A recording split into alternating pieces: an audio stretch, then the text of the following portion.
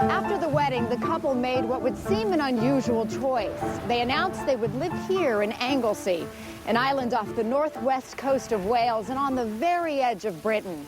Their home, a small farmhouse, is just a short distance from here, accessible only by a single dirt road. But for those who know the Duke and Duchess well, it was a completely logical choice. It was the only way to guarantee their privacy.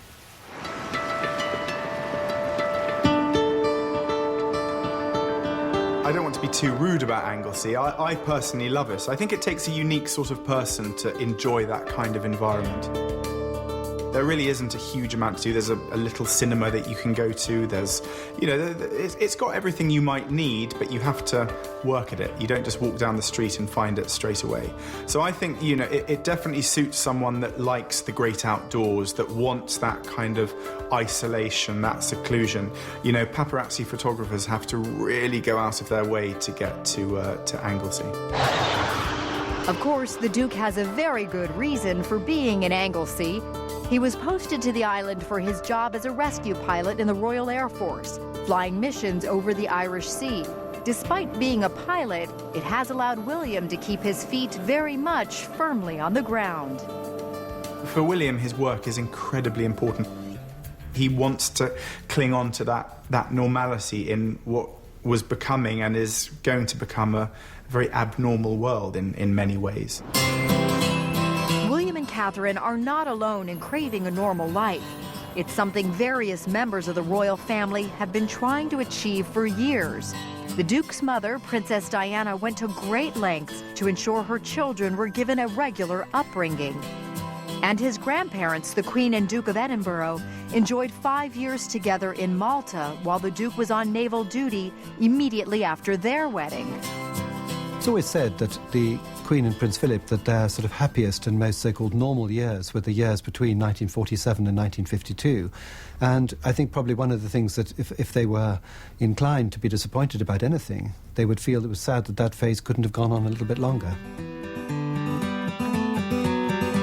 The first 6 months of marriage on Anglesey has indeed given the Duke and Duchess a flavor of normal life.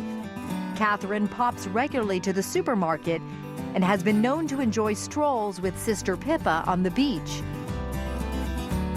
Locals have even claimed to have spotted the couple at the movies.